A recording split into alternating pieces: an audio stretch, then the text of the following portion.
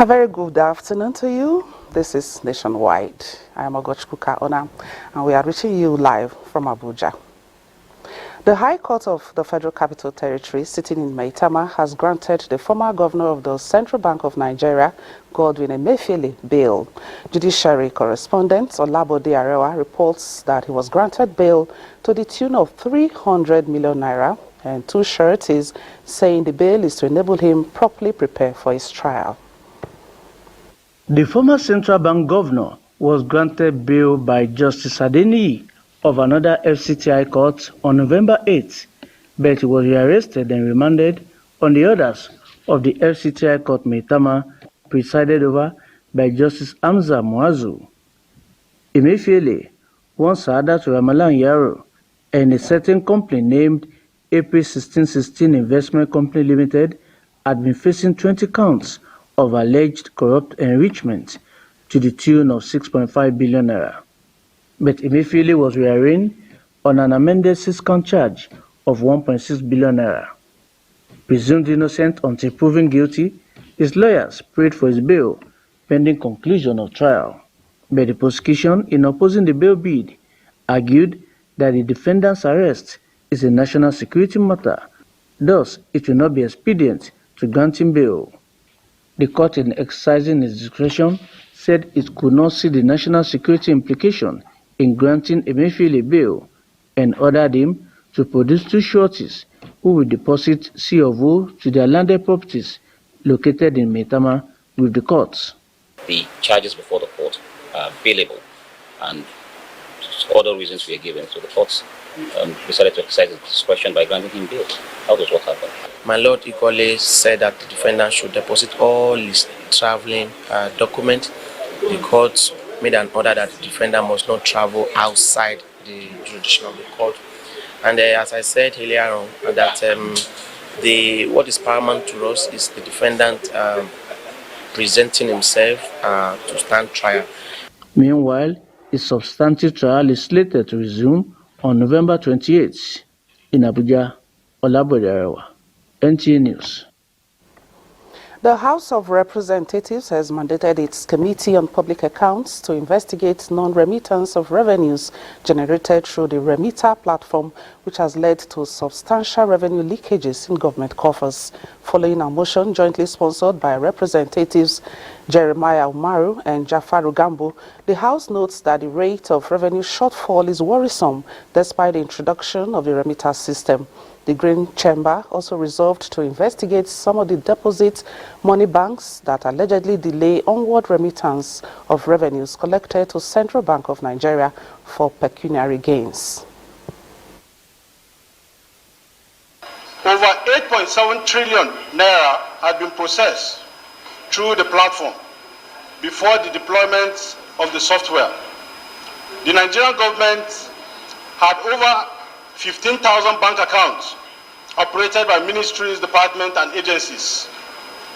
The proliferation of accounts has moved from deposit money banks to Central Bank of Nigeria, allowing MDAs to create multiple sub-accounts, thereby negating the TSA policy of the federal government. Also aware that 1% of the fund collected is charged as commission for making use of the platform and share among system specs, deposit money banks, and Central Bank of Nigeria in the ratio of 50, 40, and 10 respectively. This is alarming and unacceptable. Those in support of this motion should say aye. Those against should say nay. The ayes have it.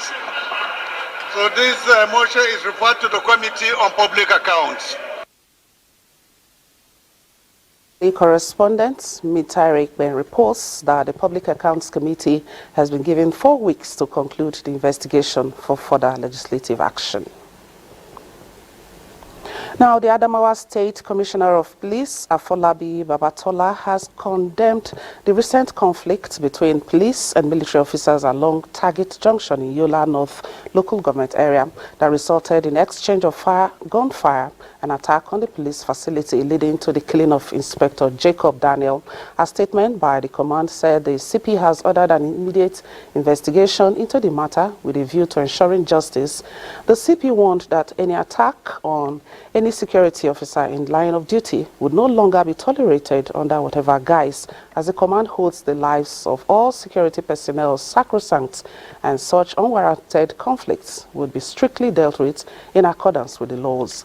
Meanwhile, the CP has equally reiterated the commitment of his command to the protection of lives and property, while stressing the importance of synergy with other sister security agencies in protecting the fundamental rights of security operatives.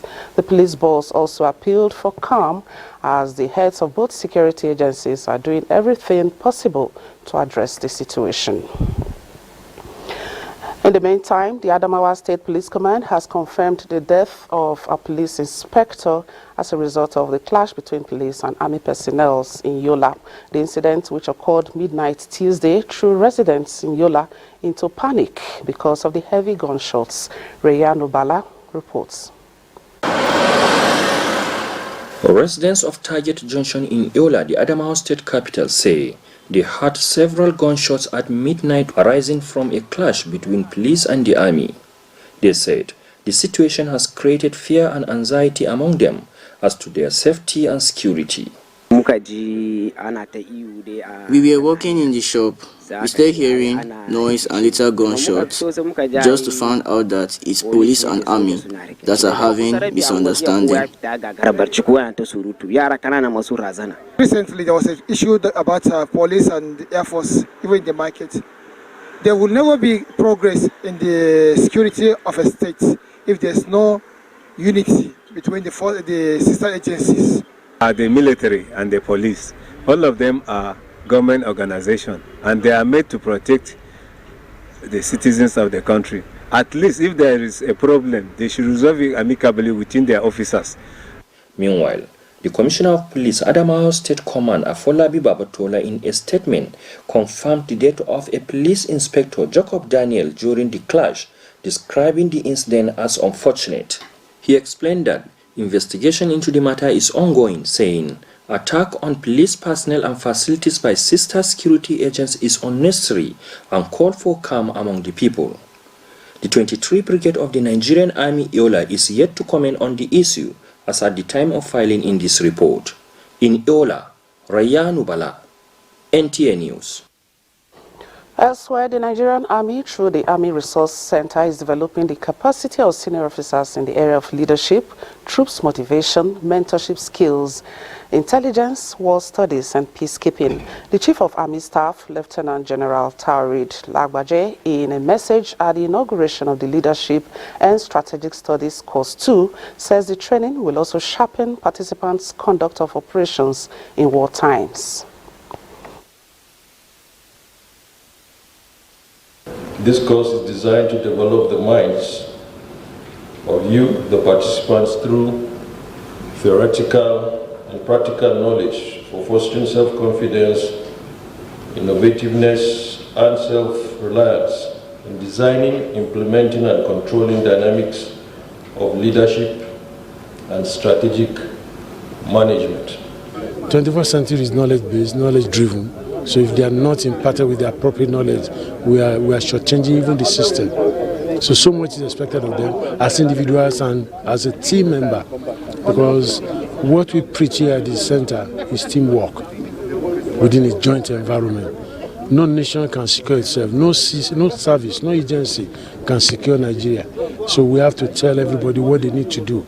They need to appreciate their responsibility to be part of the drive to secure the system. It is expected to enhance the skills of these officers in the area of campaign planning and internal security operation. The Ministry of Defense is upscaling collaboration with the Ministry of Interior in the ongoing fight against internal security. The Minister of Defense, Muhammad Badaru, stated this when he received the Minister of Interior on a courtesy visit to Ship House in Abuja. He noted that the military has recorded successes in the fight against insecurity, and his ministry is ready to work with the Minister of Interior to rid the country of its security challenges.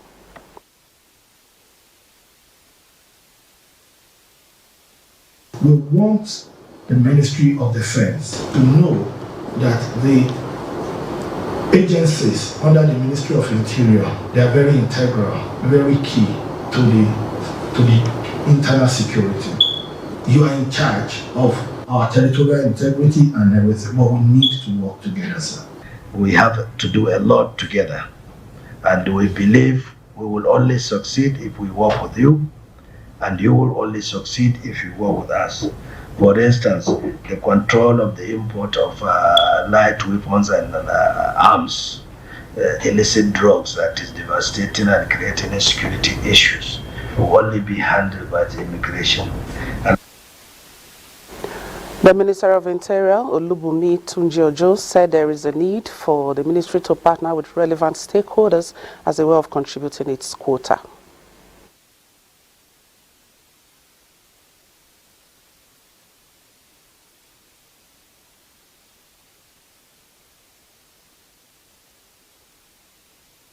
We see that Nigeria is more and more convinced in the quality of Bulgaria's defense sector. Honorable Minister, I think that this means that the cooperation in this sector would deepen under your guidance for the next 4 years. We are also aware of the quality of their equipment and ammunition. And I think even last month we received a consignment of ammunition from Bulgaria. Having proper cooperation will support the G2G partnership in both the procurement and technology transfer. Similarly, the Permanent Secretary of the Ministry, Ibrahim Abubakar Kana, commissioned a 30-seater bus to enhance the welfare of staff in line with President Bola Ahmed Tinubu's 8-point renewed hope agenda and to implement the Federal Civil Service Strategic Implementation Reform Plan. Meanwhile, the Bulgarian ambassador to Nigeria has pledged support to the Nigerian armed forces.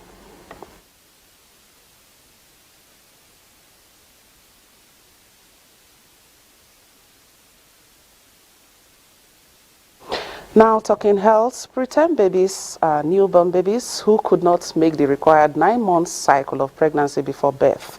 These babies born premature are usually not fully developed and require proper handling as they are susceptible to infections that may have severe consequences on their health, mental development and life. Aisha Obali takes a look at this precarious situation. When you say the term baby, you're talking about 40 weeks on the average, but 37 completed weeks up to 42 weeks. So any baby that is born before this 37 completed weeks, between 28 weeks and 37 completed weeks is regarded as a preterm baby. Then after 42 weeks, it's called a post-term. The word preterm and prematurity are similar with just slight difference. Hi everybody, my name is Halima. I'm 8 years old. I'm turning to 9. Would you believe Halima was born with mild preterm condition, weighing 2.4 kg, tiny, fragile and slimy? But today, Halima has developed to demystify all what they say about preterm or premature babies against all odds. Prematurity Day is marked every 17th of November. And coincidentally, Halima was born on 17th of November. Medical experts say in Nigeria, hundreds of babies are born premature due to some factors from either the mother or the child. But thanks for advanced medicine today. Hardly would you see multiple gestation, maybe 2 or 3 babies, triplets, coming out at 10. Because most of the time they get to a certain age or maturity, but because the uterus cannot expand beyond that size, they will have to come out as preterm. So these are sometimes things you see from the mother or trying point of view. Mother maybe having some form of bleeding early, and of course I've also mentioned placental abnormalities, like placental previa, placental abruptio. Not all preterm or premature babies come down with jaundice, but mostly severe to mild categories experience jaundice. It's natural. It has a gradual effect on the baby without overwhelming the baby. So it's something that the babies enjoy. Number two, the ability of the mother to influence the baby's development in that regard is something the mothers definitely enjoy. So it improves the mother's sense of well-being, sense of happiness, sense of fulfillment. But just like the theme, small actions, big impact, encourages mothers to cuddle babies more to increase warmth and bond and aid quick development for preterm and premature babies. In Abuja, Aisha Obaali, NTA News. Let's now join Aisha Obaali, who is standing by to give us more updates on this situation. Aisha, good afternoon. Hello, Ogochukwuka, Onah. Thanks for joining me to talk about the premature babies. World Health Organization reports that about 15 million babies are born annually prematurely. And locally, when I say locally, I mean here in Nigeria, 1 out of 100 babies are born prematurely. That is about 6% of that figure. And you can be wondering where are we? We are here at one of the neonatal intensive care units in one of the health facility, a private health facility here in Abuja. And with me is a pediatric consultant, pediatrician, who is also the head of pediatrics at this hospital, who is going to talk more about caring for premature babies. And his name is Dr. Chukwunonso Ekpondo. Thank you very much for having me here. Thank you so much. Okay, let's begin this way. Okay. Let's look at those issues maybe that was not captured in those reports. Okay. What are required to take care of these babies on admission and even post-discharge when they leave the hospital? So thank you very much. The peculiarities that relate to the preterm babies make it such that advanced care should be offered to them, especially for those that are very preterm or extremely preterm. Peculiar problems that they tend to have, depending on their age at which they were born, include lack of warmth, poor temperature control, and you can see behind me you have a giraffe gestation incubator, which is one of the things that we use to for those that are very preterm to keep them warm and ensure that temperature regulation is proper. And of course, you also need to take care of infection control to limit touching them and limit transferring infection from due to poor hand hygiene. So that's something you need to take care of. For something like jaundice, which is a peculiar problem for them because their brains tend to be particularly fragile, facilities such as this phototherapy machine can also help to keep them protected from that. Then, of course, calories, ensure that they get adequate nutrition through preferably breast milk is something that we need to, like for instance, here in Zeni Medical Academy Center, we try to ensure that that breast milk alone is given to them unless it is not possible. But that's something that you tend to help to protect them from injuries or damages from the intestine. Okay, what of post-discharge when they leave the hospital? What care should they be given? So for post-discharge, it's important to recognize that there is immediate post-discharge care, and then there's of course long-term post-discharge care. So for those that have immediate post-term care, immediate post-discharge care, you need to watch for infection control too. So you need to ensure that they visit the hospital frequently. You give them short appointments to be able to ensure that the parents understand the importance of protecting them from exposure to contact with persons outside. Of course, you also need to monitor their neurological development. Because of prematurity, their brains are not always very well developed at birth. So you need to watch out for damages or injuries that can occur due to inadequate exposure, improper exposure to infections that can affect their brains. And then you also watch out for their milestones, how they develop. Okay. Yeah. Dr. Ekpondo, now, I know you practice in a private health institution or hospital. What will I say, how, on the average, how equipped are our hospitals to take care of these babies? Well, because I work in a private health facility, such as we try to our best to keep it well equipped, providing all the necessary technology, incubators, phototherapy units, radiant warmers, of course, ventilators and all that. But I wouldn't say for sure That's the case in a lot of government hospitals, especially at the secondary and primary health care facilities. But at a lot of tertiary care facilities, yes, there's a lot of effort to keep them well equipped. But the functionality of those equipment is also a big problem. Sometimes those equipments are not always as functional as they should be. So these are some of the issues we need to address when it comes to equipment availability or functionality. Yes. Okay. But on a final note, can it be prevented quickly? So quickly, it can be with good antenatal care. Many of the factors can be well addressed. Some factors, when it comes to recurrent preterm birth that are genetically or congenitally related, well, maybe not exactly, but with good antenatal care, the effect can be mitigated and reduced. Yes, no doubt. Thank you. Thank you, Mr. much. Chukwunonso. Dr. Chukwunonso, thank you. Thank you for sharing your thoughts. So this shows that these babies now have high chances of survival. And it's back to you in the studio, Ogochukwuka Onah. Very much, Aisha, and to Dr. Chukwunonso there for enlightening us more on all we need to know about taking care of preterm babies. All right, Lagos is next, and Kami Adeola Komiakere is there. A very warm welcome to you, Adeola. Thank you, Ogochukwuka. Now, Jakba, a slang used to describe mass exodus of people to foreign countries, has no doubt created a vacuum in skilled professions in the country.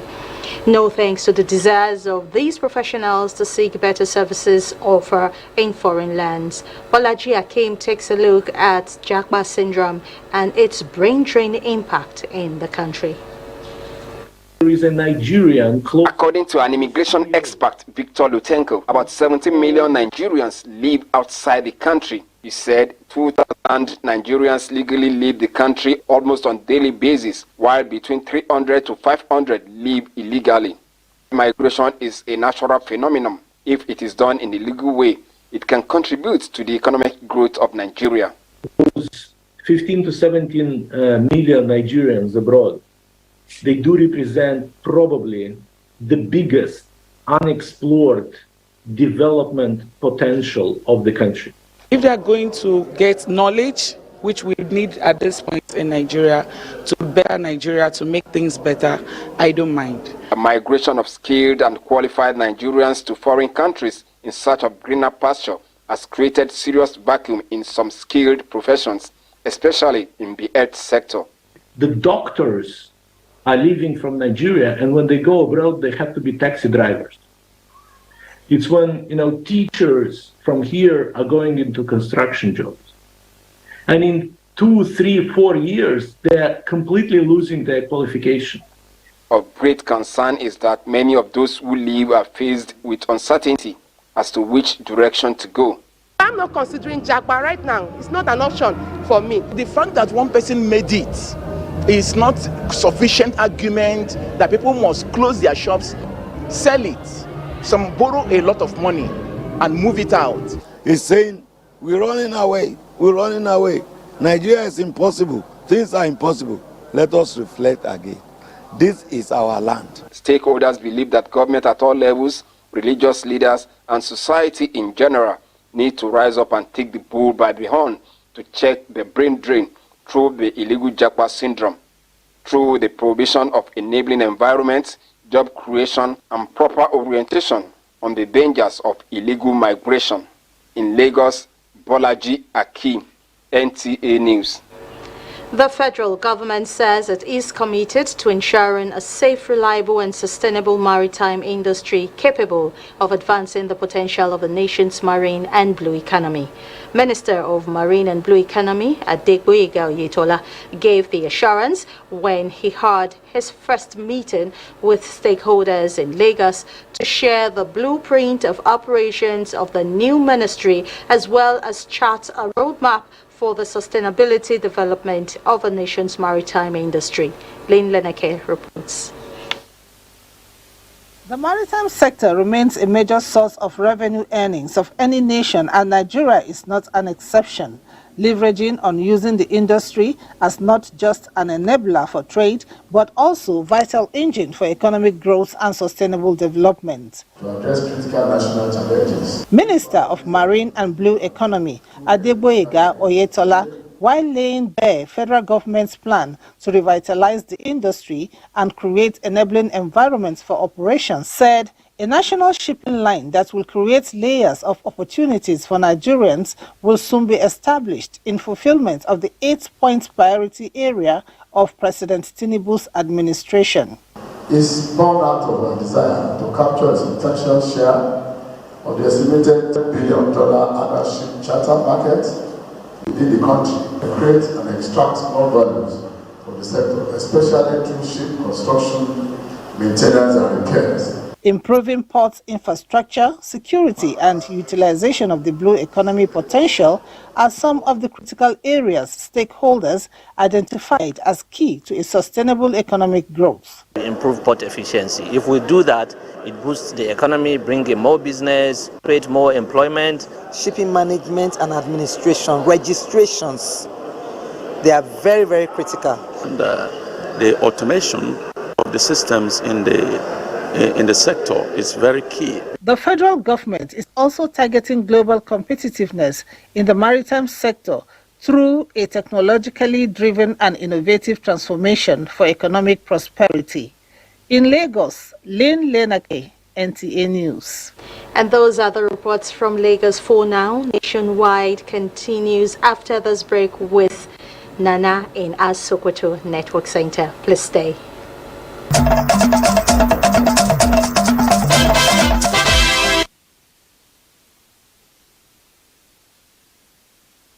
Good evening, everyone. Thank you for joining us here in Sokoto. It's still nationwide, and the news continues.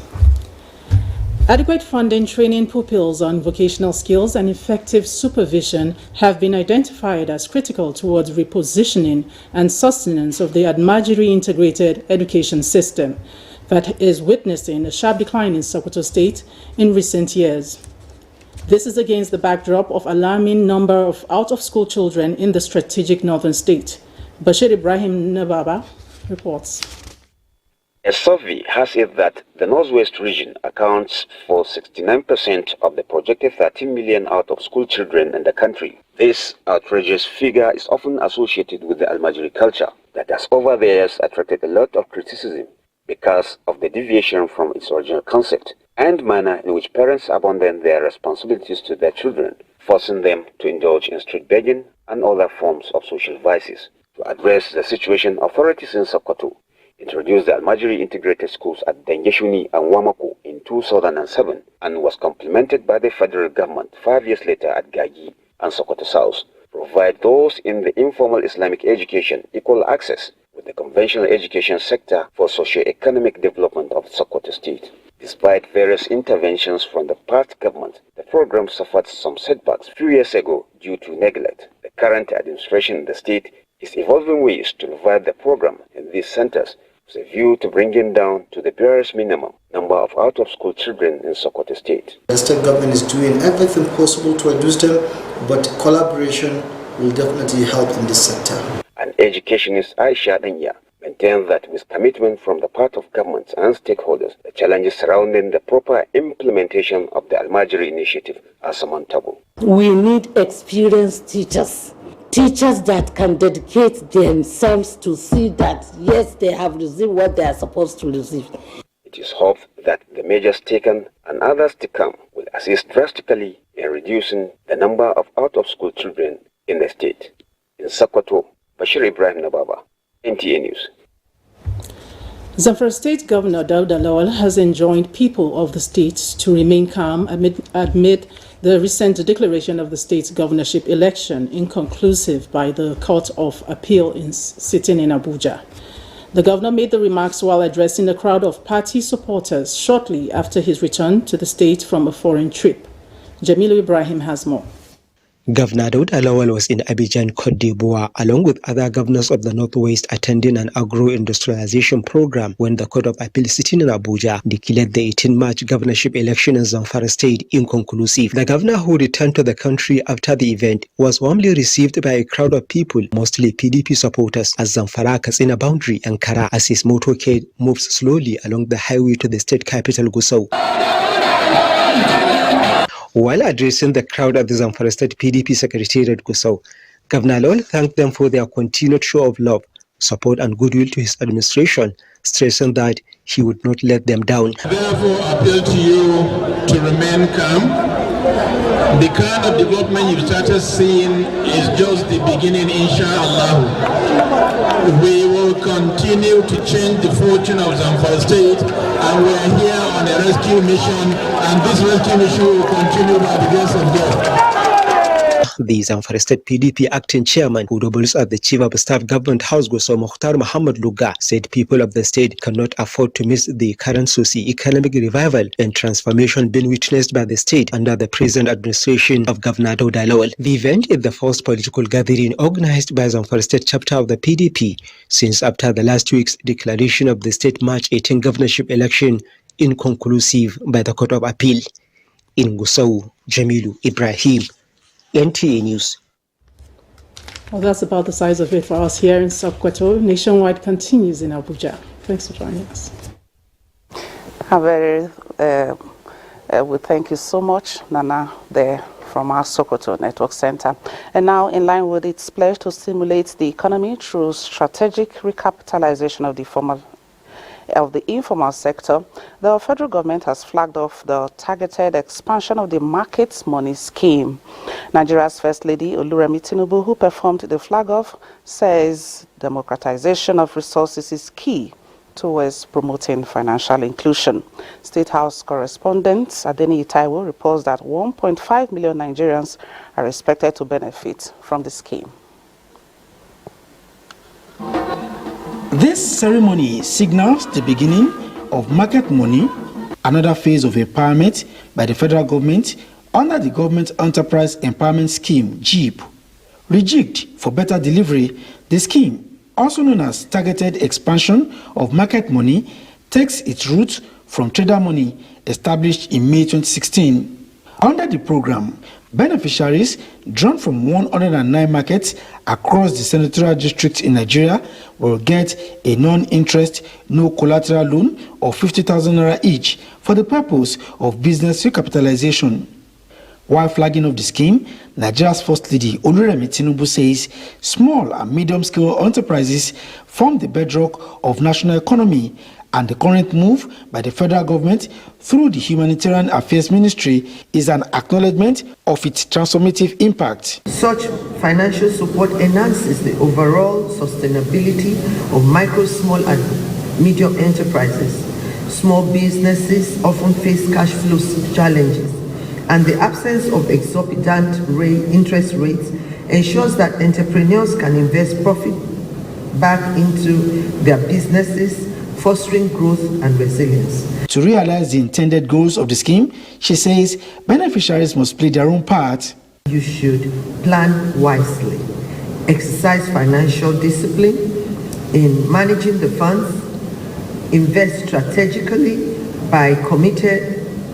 be committed to repay agreements. Minister, Humanitarian Affairs and Poverty Alleviation, Betta Edu, who notes that the president is in a hurry to get more Nigerians out of poverty, says market money comes with opportunity for many honest and hardworking Nigerians to get out of the poverty bracket. They will be registered in the market, BVN created in the market, their accounts opened in the market, their cards given to them in the market. We don't want them leaving the market and their small stores to go to another location.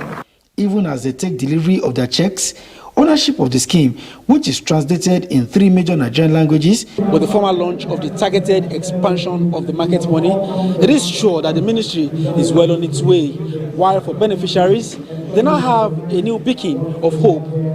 From the banquet hall of the Presidential Villa, Abuja, Adeni Itaiwo, NTA News.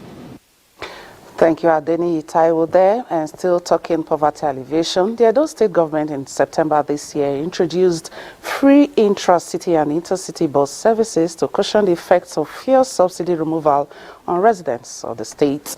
And after 2 months of operation, Jude Abugu takes a look at the extent the free transportation scheme has impacted on the lives of the residents of the state. The initiative, which was to cushion the effects of fuel subsidy removal on residents, was rolled out to provide free transportation services to various routes within Benin metropolis and in some selected towns and cities in the state for an initial 2 months period. However, the state government recently extended the scheme by 3 months to assist residents traveling to hinterlands for Yuletide. As I do work as Sapler, I will now pay transport from Ringo to Sapler 700. It's very expensive. Before you now look for money to feed, pay transport, pay house rent, I think the government is really trying. Even the children, school children, they are enjoying it because they are all going home free of charge, not spending money like their parents used to spend. Well, it's a good thing and we are happy over it. At least we are getting that from the government. We are okay.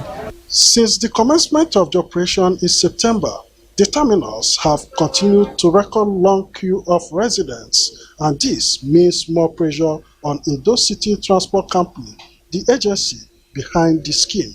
Now you been a fair stand for there. Me I enter this motor. They say they no come. Now I enter transport come. I reach here now. You don't reach 9 o'clock. Now I reach here. I wait. They say motor never come. I feel that they should bring more buses and make it cheaper. Don't make it free. The free is too stressful. I don't like it. When we want to enter, we are rushing. We are always under the sun. The State Commissioner for Communication and Orientation, Chris Lehikare, says the state government is impressed with the success of the scheme so far and will further improve on the services. The government is very, very involved in making sure our people get the benefits of their government. A few months ago, the government announced that they were they've ordered for some of these gas-powered buses, CNG buses. We are still expecting them. It is the expectation of residents that the state government will further extend the free bus services beyond February 2024. In Benin, Jude Abugu, NTA News. Now, to get more on what the users are saying about the initiative, its sustainability, and of course, areas of improvement, and what awaits, these are the questions that are awaiting answers. Let's now link up with Jude Abugu, who is live there at the popular Ring Road, that is Oba Market Square there in Benin. Jude, good afternoon. Hi. Good afternoon, Ogochukwuka. Thank you. We are right now at the popular Ring Road terminal of Edo City Transport Limited, where residents have been rushing to board some of the free buses provided by the Edo State government to cushion the effects of fuel subsidy removal on residents. Initially, when we arrived, it was hives of activity as most residents, mostly students and civil servants, were on ground. And there were no vehicles because that was the peak of the operation. The vehicles were on ground to quickly transport them to their various destinations. I will now be speaking from one of the beneficiaries of this scheme, Goswe Igbenosa, a student of Idia College. How do you feel about these free bus services? Good evening, everyone. I feel happy. I'm excited about the free buses. It's a welcome development to us, and it has been helping us a lot. And I want to thank Governor Godwin Obaseki, the executive governor of Edo State. He's doing a good work. Thank you. Also standing with us at this Ring Road terminal of the bus station is the managing director of the Edo State City Transport Limited. That is Mrs. Hawa Dokpe Ohikwai. You are welcome to NTA. Thank you. Briefly tell us how the operation of this scheme has been since September when it was launched. The operation has been massively successful. In September, His Excellency, the Executive Governor of Edo State, directed us to deploy all our buses for free ride to the good people of Edo State to cushion the effect of the removal of fuel subsidy. And Since then, a lot of people have embraced it. People are happy about it. The operation covers intra. The operation covers our intra-city. That is covering the major routes in the metropolis, and intercity, that is the routes going from Benin City to the major cities in the 3 senatorial districts. We commence operations in the morning as early as 6:30 a.m. and close between 7 and 7:50 p.m. And then we run the intra-city from Mondays to Saturdays, that is 6 days in a week, and the intercity for those traveling outside to major cities like Auchi, Igara, Ewoimi, Ewatu, Oronigbe, Otuo, Uzeba, Ubiaja, amongst others.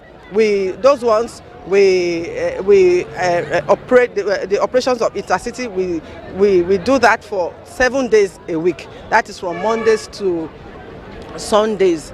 A lot of people have embraced this scheme, and they are very, very, very happy. Every day they are full of praises and gratitude for His Excellency, the Executive Governor of Edo State. And in the first 2 months that we have operated this free ride scheme, about 1,536,904 commuters have benefited from it, and these same people have saved a lot of money that they have deployed into other areas of their lives, like renting their homes, paying school fees, and even feeding the children. And right now, His Excellency has also directed us again to extend this free ride service to February 10th, 2024. Wow, taking care of the Yuletide season. All right, Ma, you talked about Yuletide season. Yes. You know a lot of people will be traveling to the hinterland during that time. Yes. How prepared are you to make sure you meet the demand that time? Very prepared, very prepared. When you know that the Yuletide season is the season where all transport companies enjoy patronage influx. Ours is going to be a different thing because it's totally free. So we envisage huge number. To this effect, we have already trained our staff, especially the field officers, to be able to offer the kind of service that will be needed for the season so that we can better deliver on the mandate. And we also hope to beef up security in all our terminals so that there will be law and order. And remember, His Excellency has done massive remedial work on federal roads so that the roads are a lot more motorable now. All right, Ma, you can see the weather is cloudy. That's the much we can take from you today. Thank you, Ogochukwuka, and it is back to you in our Abuja studio. Very well, thank you, Jude. And now we go straight to a commercial break. We'll be right back.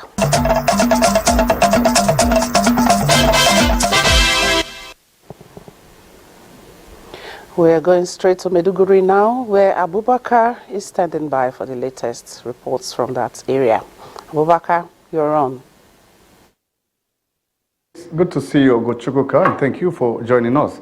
Enhancing effective professional collaboration between military and media, especially in theater of operations, will help promote national interest. It is against this backdrop that Borno Coalition for Democracy and Progress, supported by Theater Command Operation Hadinkai, trained journalists and military personnel on media engagements and national interest. Maimuna Garba reports that the one-day training took place at NUJ Press Center, Maiduguri. The training provided an opportunity for journalists and military personnel to discuss, exchange ideas and experience with a view to enhancing collaboration in ensuring proper and timely dissemination of information for the overall national interest. Theater Commander Joint Task Force Northeast Operation Hadinkai, Major General Gold Chibusi, had, while declaring open the training, described it as timely that will help promote better understanding of the military media roles and challenges in the theater of operations. You are aware that the current operations in the Northeast have contributed to improving security in the region. The operation remains resolved to sustaining kinetic and non-kinetic efforts to engender more surrender. I therefore see the media as veritable partners in this noble endeavor. Various papers presented during the training include role of the mass media in promoting national interest and security, ethical consideration in reporting military operations, and impact of the coverage on public perception of military combat. We have a symbiotic relationship so that we can swim together and survive together. Participants commended the initiative, stressing the need for such training on a regular basis. In Maiduguri, Maimuna Garba, NTA News. And that story on enhancing effective professional collaboration between the military and media is what we have for you for now. From Maiduguri, Ogochukwuka is back to you. Thank you, Abubakar. And back here, the Kwara State debate team that won the presidential debate competition in Abuja will represent Nigeria in a World School Debate Championship in Serbia, Europe. Kwara State Governor Abdurrahman Abdurazak hosted the 6 public school students at the government house in Ilorin. Raliat Ibrahim reports that the governor announced a reward of 1 million naira cash gift each and state scholarship for their undergraduate studies in any discipline. A governor who referred to the victors as prize of the government and people of Kwara State commended them for their impressive outing at the presidential debate in Abuja. He thanked their parents, teachers and SUBEB management, acknowledging that gaps still exist in the education sector. The governor pledged to continue to invest in human capital development to restore the glory of Kwara as the best state in education in northern Nigeria. I would want as a state to improve on what we're doing. The last edition was won by Kwara. This edition is Kwara, and we'll work hard to make sure the next edition will also be won by Kwara. Chairman State Universal Basic Education Board, SUBEB, Professor Shehu Adaramaja, who also came home with an award of Best SUBEB Chairman in Northern Nigeria, led the winning team, who were exclusively students from public schools, to the government house. He said the state had received a letter from the presidential school debate that the students would represent Nigeria at the World School Debate Championship in the Republic of Serbia in Europe. It will recall that when we opened the camp that you sponsored with an open sum of 5 million naira, these parents willingly released these children for us for a period of 8 weeks, where we had intensive training with them at the Queen Elizabeth School. Kwara recently won the 63rd edition of the presidential debate in Abuja for the second time in a row. Raliat Ibrahim, NTA News. And on that cherry note, we conclude Nationwide today. Many thanks for watching. Do have a very good evening.